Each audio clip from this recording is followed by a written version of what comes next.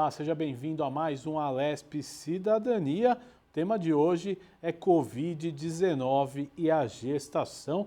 Eu recebo dois especialistas, o Dr. Hamed Murad, que é médico ginecologista e obstetra, e a doutora Camila Pinheiro, também médica ginecologista e obstetra. Vamos discutir esse tema que está em alta nesses tempos de Covid. Aí eu lhe pergunto, começando questionando os dois, gravidez é risco para a Covid-19?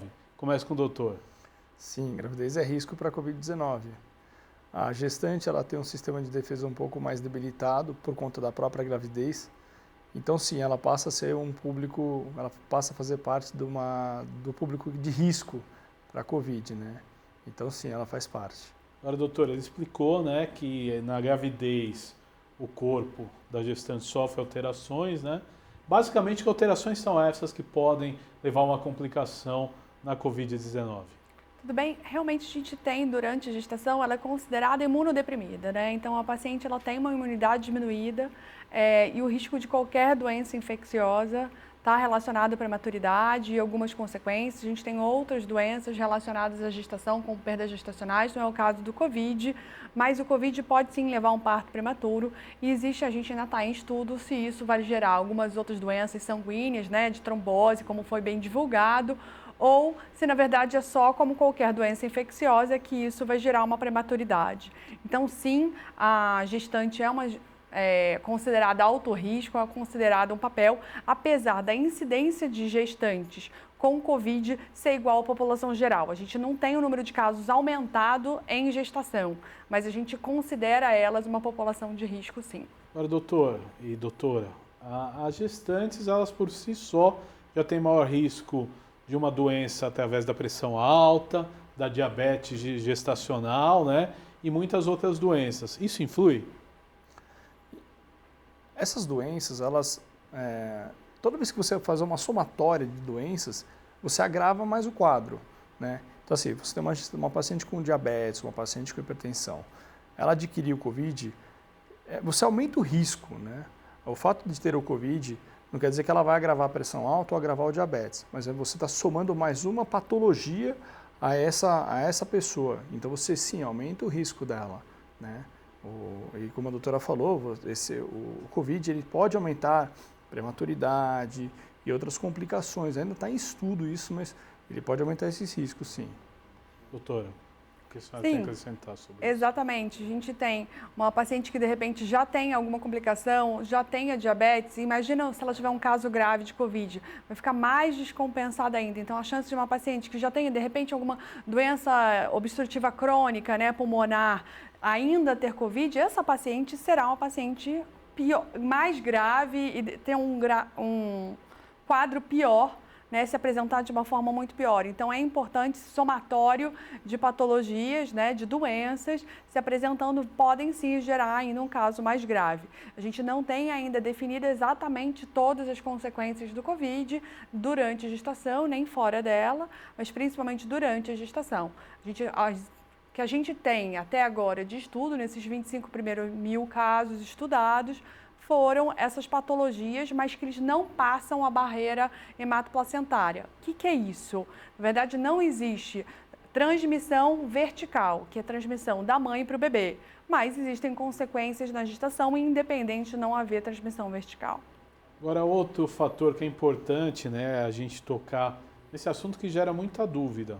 A mãe com Covid não necessariamente quer dizer que o bebê que nasceu ele vai ter Covid, é isso mesmo? Exatamente, é o que a doutora acabou de explicar. O vírus não passa essa barreira, a barreira placentária. Então, o que acontece? Não contamina o bebê, né? Então, durante a gestação, não tem essa progressão, né? Mas o pós-parto pode ter. Se a mãe tiver Covid e ela não tomar os devidos cuidados, ela pode contaminar o próprio bebê. Agora, a Covid, ela pode estimular, né, um parto prematuro? Sim, pode. Qualquer doença infecciosa. Mas isso vira regra, não? Ou cada caso é um caso? Cada caso é um caso, é risco de chance. Em medicina, não é matemática, a gente não tem certeza de ter o Covid, com certeza será grave ou com certeza gerará um quadro de prematuridade. A gente tem reações que acontecem individuais que vão ter maior chance ou menor chance relacionada ao quadro.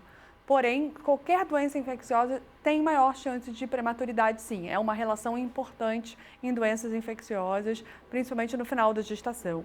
A gente não tem nada que prove que é aborto, então uma das dúvidas que primeiro se colocou foi: Covid gera abortamento? Não, não gera abortamento, mas Covid pode ter prematuridade, como doenças infecciosas no final da gestação podem gerar prematuridade. Como H1N1, por exemplo, pode gerar prematuridade.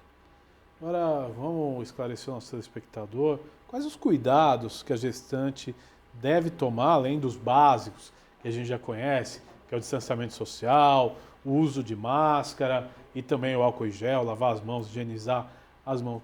Quais os cuidados que podem ajudar caso ela tenha o Covid, que seja de uma forma mais tranquila devido à saúde dela estar compensada?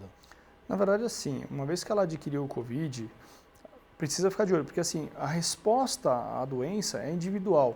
Assim, você pode adquirir um quadro de Covid ser um quadro extremamente leve, que você pode controlar em casa, ficar de observação em casa, ou você pode ter um quadro de Covid que evolui de maneira rápida para um desconforto respiratório e você tem que ser internado em poucas horas, né?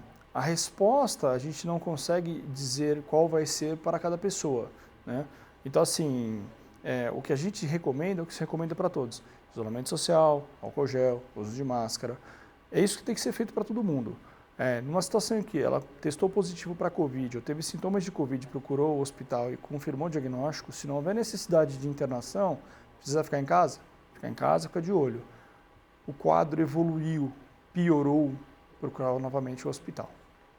Entendo. Doutor, alguma coisa a complementar? Não, é exatamente isso. A gente mantém os cuidados de população geral, e os cuidados durante a gestação. São questões clínicas que vão ser diferentes. A frequência respiratória da gestante é um pouco diferente da população normal, mas isso vai ser visto e examinado pelo médico que for assisti-la. Agora, por exemplo, algumas gestantes, quando descobrem a gravidez, elas tomam, por exemplo, vitaminas, né? Em relação à Covid, é necessário algum suplemento de vitaminas para evitar ou não? Não tem nada constatado? Não, o uso de polivitamínico durante a gestação a gente usa para todas as gestantes, né? O fato dela ter Covid não quer dizer que ela vai precisar de um suplemento, né? Esse suplemento vai ser feito de acordo com a necessidade. Então, ela fez um exame que diagnosticou que ela tem, por exemplo, vitamina D baixa. Então, a gente faz a reposição de vitamina D. Mas o fato dela ter Covid não quer dizer que a gente tenha que suplementar com mais alguma outra coisa. Não. Agora, doutor, outra dúvida que tem surgido e as autoridades médicas no primeiro momento diziam que não e agora já há uma lacuna é a questão da vacinação. Eu gostaria de debater esse tema com vocês. As gestantes devem ou não se vacinar? Então, as gestantes podem se vacinar. Existe uma recomendação de todas as associações, a americana, a europeia, a latino-americana. Todas as associações são unânimes em discutir que existe uma relação risco-benefício. Você pode vacinar a gestante a qualquer momento, inclusive lactantes, ou seja, quem estiver amamentando. Porém, o indicado, né, o mais indicado seria um gestante no terceiro trimestre, exatamente para a gente poder evitar esses casos de prematuridade, e as gestantes, as pacientes que já estivessem amamentando. Então, hoje a recomendação é que, se for vacinar, vacinem pacientes no terceiro trimestre ou que estejam amamentando. Primeiro e segundo trimestre sendo evitado. A gente não estaria evitando nada, até porque a gente tem um número limite de vacinas, a gente não vai estar conseguindo vacinar completamente a nossa população. Então, se a gente tiver que priorizar alguém, que sejam as gestantes de terceiro trimestre e as pacientes com amamentação. Quer dizer, terceiro trimestre, até para a gente esclarecer para o telespectador, seria 6 meses para cima de gravidez. É isso, né? Exatamente, acima de 6 meses. São as que estão na fase final, né? Fase final. Então, a gente amamenta quem está na fase final e quem está amamentando. E discutir, claro, uma paciente que já é DPOC, uma paciente que está gestante, mas ela teve um câncer, é uma paciente que tem uma imunodepressão, uma paciente grave. E aí, essas doenças, sim, entrariam em prioridade em relação à gestação. Mas na população geral, não se pretende vacinar todo mundo. A gente, não tem ainda número de doses para vacinar a população por completo. No dia que isso for feito, sim, mas a prioridade seria terceiro trimestre e lactante. Agora, doutora, por que, que vocês têm essa regra? Quando está no início da gravidez, Qual que seria o problema que poderia dar uma vacinação? Nesse caso, a gente não tem nenhuma comprovação, não foi feito estudos de gestantes. Algumas vacinas geram malformação, não é o caso da Covid, então deixando isso bem claro, né? Da mesma forma que o próprio vírus não passa barreira, a vacina também não passaria, né? Então, mas a gente precisa de população inteira feita isso para a gente garantir. E por que a gente não está fazendo? Se não gera abortamento, por que eu vou vacinar uma paciente do primeiro trimestre? A gente sempre pensa em gestação inicial não ter malformações, né? Toda vez que a gente vacina alguém, a gente se preocupa se essa vacina pode gerar alguma complicação em relação ao feto. Não é o caso, mas também não gera abortamento, então para que eu vou vacinar essa gestante nesse momento? No Brasil já entra num terceiro fator que nós não temos vacina para todo mundo ainda, né? Então, Exato. por isso se toma essa decisão. Porque eu gostaria até, doutor, que o senhor explicasse um pouco mais aprofundado essa questão de vacina que pode fazer mal para a gestante. É importante a gente esclarecer a população. Assim, a gestação, os primeiros meses de gestação, o embrião, o bebê, ele está sendo formado. Então, o que acontece? O grande problema é que você precisa ter uma comprovação de que qualquer coisa, qualquer medicação, qualquer vacina que você vai usar na gestante não vai interferir nessa formação. Então, você precisa ter muitos estudos. Estudos em gestantes são muito complexos por conta disso, né? Você pode interferir na formação de um bebê e levar a um concepto mal formado ou até um abortamento, uma perda da gestação. Então, estudos em gestantes são estudos que costumam demorar bem mais, são estudos que são mais complexos. Então, o que acontece?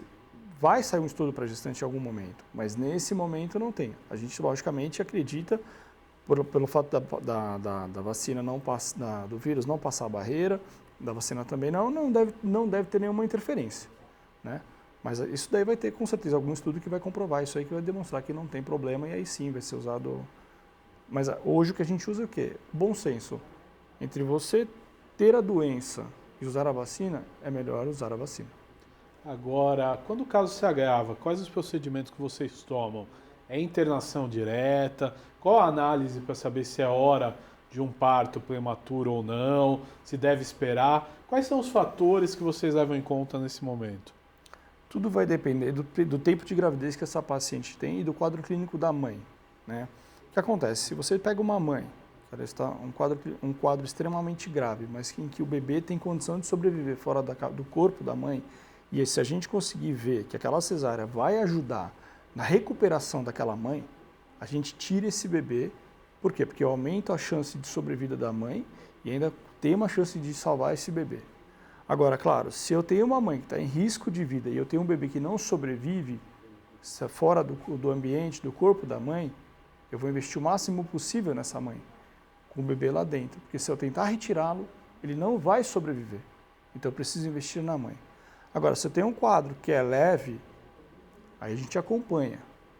Pede para ela ficar em isolamento, observar sinais em casa, procurar o médico, entrar em contato com o seu médico em caso de agravar os sintomas. Tá? Agora a orientação para a gestante é a mesma da população comum.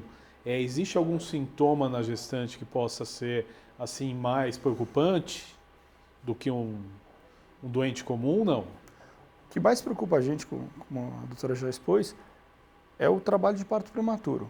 Então, assim, a gestante ela vai ter um quadro respiratório, ela pode ter um quadro de dor abdominal, mas uma das coisas que a gente se preocupa também são contrações.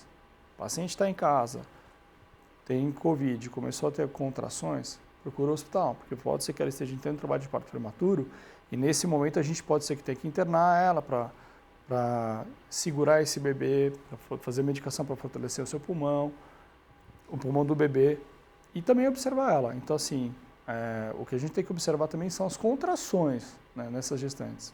Tá? E esse trabalho de parto prematuro, né? Ele acontece exatamente pela evolução da Covid ou isso é um negócio que indifere? Como é que funciona?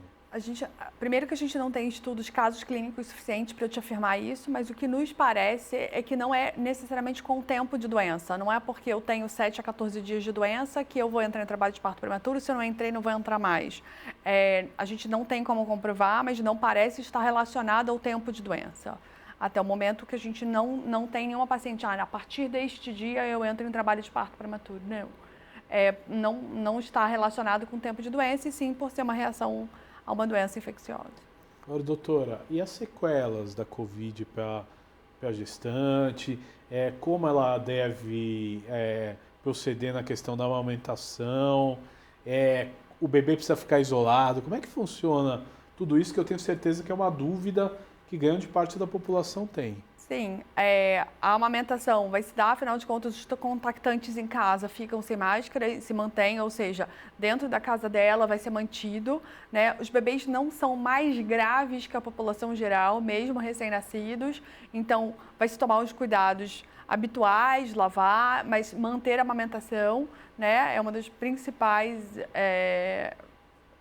orientações que a gente dá, é manter a amamentação, mesmo se essa mãe estiver com Covid, vai ficar a casa inteira isolada, inclusive o bebê, né? E observar essa criança. Essa criança vai continuar indo ao pediatra, essa mãe. Consequências do Covid para a mulher ou para o bebê vão ser o mesmo que a população geral. A gente tem poucos casos de recém-nascidos com Covid que ficaram graves e pouco caso de puérperas. A gente vai manter realmente a orientação à população geral. A gente vai precisar de algum estudo, mas o que me parece é que realmente a gente pode ter alterações aí obstrutivas crônicas de relação pulmonar após Covid, mas ainda está em estudo. É uma doença nova, a gente não tem todas as respostas. Agora, doutor, muitos desses bebês testam positivo, a maioria não. Existe algum estudo já, alguma coisa que nos oriente em relação a isso? Não. É assim, são poucos os que a gente sabe de diagnóstico e assim, graças a Deus são poucos, né? E casos graves também são bem raros. Mas assim, você não faz uma testagem em todos, né? Então assim, mesmo assim eu acho que ainda é grave. Não é um padrão testar o bebê quando a mãe testa positivo? Não. Entendo. Normalmente o que acontece é o seguinte, a gestante, por ela ser uma população de risco, elas respeitam bem o isolamento, né? E elas usam máscara, álcool gel, porque há uma preocupação com o bebê, com o concepto. Então, há um bom segmento por parte das gestantes. Então, assim, lógico que eu não sei te precisar o número, mas pelo que a gente vê, é um número baixo. Não é um número tão alto assim. Entendo, doutora. Por exemplo, alguns casos, já vi alguns, por exemplo, mães assintomáticas que vão para a hora do parto e na hora elas testam positivo. Que cuidados tomar? Correm risco ou geralmente essas assintomáticas teoricamente não trazem risco nenhum? Se ela se mantiver assintomática com um tempo de doença, de 3 a 7 dias ainda de doença, ela vai se manter assintomática e esse bebê e os contactantes da casa, todos apenas, se precisarem sair, vão ser testados, vai ter o isolamento social daquela família, da unidade familiar, mas a gente não vai precisar ter, não estando grave, né? E o bebê também vai apresentar sintomas, todos apresentam sintomas, não só essa mãe. E não necessariamente por ela ser assintomática, o parceiro ou a criança ou outras pessoas da casa serão assintomáticas. Isso é uma coisa importante ser falada, né? Eu tenho uma pessoa assintomática na casa, mas eu posso ter 2 sintomáticos, né? Então, a gente não é... No contexto, sempre alguém vai ser sintomático, né? Provavelmente. A gente não né? pode garantir que eu tenho uma família inteira, essa família inteira é assintomática, não. E aí, na hora da testagem, você vai achar e diagnosticar, né? Um outro fator que eu já vi muita gente preocupada, por exemplo, o ambiente das maternidades. É possível eu vou para o parto em condições normais e pego a Covid no ambiente de maternidade ou é super controlado, é difícil ou corre o risco de um hospital como outro qualquer? A gente, infelizmente, como é uma pandemia, a gente tem contato em qualquer lugar, né? Mas assim, provar ou ter a certeza de que foi naquele lugar é muito difícil. A gente precisa ir ao mercado, a gente precisa sair de casa, a gente pode não ter contato direto, mas alguém da sua família teve contato com outra pessoa. Então, achar que necessariamente foi no hospital, não. O hospital é o lugar que mais se toma cuidado, né? Com certeza, o local com maior preocupação de não propagação é um ambiente hospitalar, né? Mas é uma pandemia, a gente pode ter em qualquer lugar. Doutor. além disso, as maternidades elas passaram por modificações então, para que não haja essa propagação. Então, por exemplo, hoje as pacientes elas têm o direito ao acompanhante durante o trabalho de parto e puerpério, mas as visitas à maternidade elas estão restritas hoje. Isso permanece até hoje. Tá? Até hoje. Então, assim, há uma restrição à visitação na maternidade exatamente por quê? Para aumentar essa segurança. Né? Então, normalmente fica o acompanhante durante o período de internação e a visita não vai ao hospital mais. Né? E a recomendação é de que nem vá à casa. Né? A recomendação é que seja feita tudo por videochamada, conhecer o bebê por videochamada. É um momento peculiar, é um momento que é difícil, mas a gente entende que tem que ser respeitado. Né? Então, há essa restrição para não aumentar essa chance de contaminação dentro das maternidades. Entendo. E agora, outro fator que gera muita dúvida, por exemplo, o pai está acompanhando, né, o companheiro está acompanhando, ele também é testado de Covid, é um protocolo que os hospitais e maternidades adotam ou não? Chegou a ser feito isso em algumas maternidades de São Paulo, nem todas, por questões de logística e gastos, mas algumas maternidades chegaram a fazer isso. Você não tem uma diferença grande, porque todos se mantêm utilizando máscara, álcool em gel, distanciamento, exatamente pelas condições apresentadas pelo Dr. Ahmed, que foi feito toda a logística de hospital pelo distanciamento. A gente, na verdade, não testa mais os parceiros, não tem mais visitação, até porque aquela unidade familiar ela já é contactante. Quem não era o hospital e os médicos e quem estava prestando assistência à saúde. E esses estão protegidos com os EPIs, né? Exato, essa proteção, né? Eu gosto de salientar isso, porque isso vale para todos, né? E a melhor forma ainda de prevenir a Covid é o distanciamento, o uso de máscara e também a lavagem correta das mãos, higiene de álcool gel. Não tem outra, né? A melhor é essa, né? Exatamente. Não tem uma fórmula mágica. Né? O que se orienta é exatamente isso: o afastamento, isolamento social, álcool gel e uso de máscara, né? Evitar aglomerações.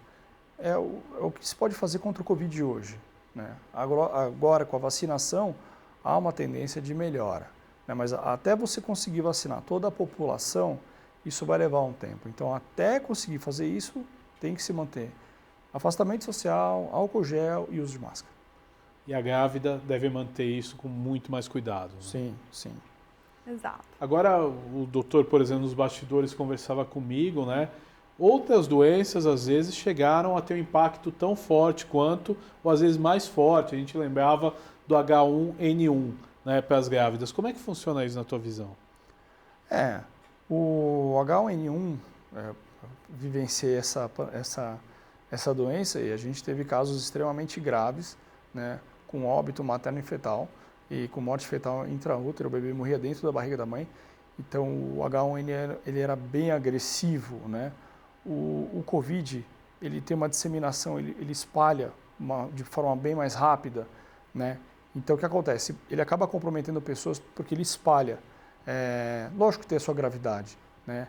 Mas eu tenho visto bem menos casos graves do que o H1N1. O H1N1 foi mais... eu vi casos mais graves com o H1N1. Né? É legal o que ele está falando, porque assim, menor número de casos, né, mas com maior gravidade. Né? Proporcionalmente, as pessoas têm que entender que é proporção.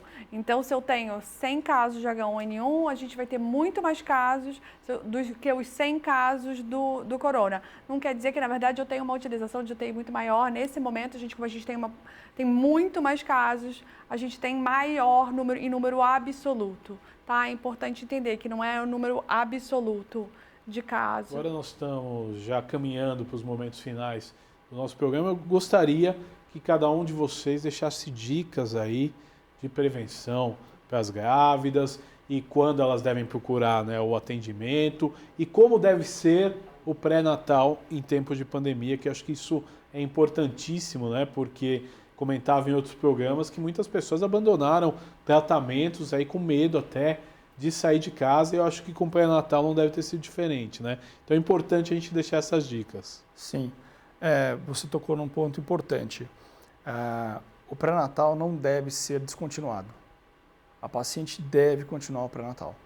Porque assim, o medo de você ter ou adquirir o COVID e você não seguir o pré-natal pode acabar te deixando de diagnosticar outra doença que pode te causar uma outra complicação, pressão, diabetes. Então, deve ser continuado o pré-natal. Tem que ser continuado o pré-natal. Em caso de sintomatologia, de alguma necessidade, deve ser procurado o hospital. Se você tiver o contato do seu médico, claro, primeiro contate o seu médico, converse com ele, mas em caso de impossibilidade, procure o hospital. A gente passou por uma época que realmente teve pouca adesão ao pré-natal e isso é ruim para a gestante e para o bebê. Então não deve ser descontinuado. Doutora? Eu acho que a primeira fala é essa, não deixar de fazer o pré-natal, seguir exatamente como se não estivéssemos em pandemia. Ele tem que ser mantido e continuado independente da pandemia, continuar fazendo. Existem doenças que matam mais durante a gravidez do que o coronavírus, então é muito importante manter esse acompanhamento pré-natal. As orientações às gestantes são o mesmo da população geral. Temos 2 pacientes, então toma cuidado redobrado, Então, cuidado ao sair, se puder ficar em casa, sim, evitando aglomeração, sim, utilizando máscara, mesmo que a população geral. E se puderem, tomem a vacina. Se fizerem um grupo de risco, discutam com o seu obstetra, caso dúvidas, e discutam a necessidade ou não de um trabalho remoto e conversar, e sempre tentando o melhor para você e para o seu bebê, mas realmente não abandonar. Sentiu alguma coisa diferente, resfriada, procurar a maternidade mais próxima. Gente, eu quero agradecer a participação de vocês nesse Alesp Cidadania. Até uma próxima oportunidade da gente poder esclarecer os nossos telespectadores. Muito obrigado, viu? Muito obrigado a você. E este foi mais um Alesp Cidadania. Falamos aí da gravidez, e do risco da gravidez em tempos de Covid. Eu convido você a acessar nossas redes sociais e o YouTube, também o Instagram e o Facebook. Você continua agora com a programação da Rede Alesp. Valeu, até mais.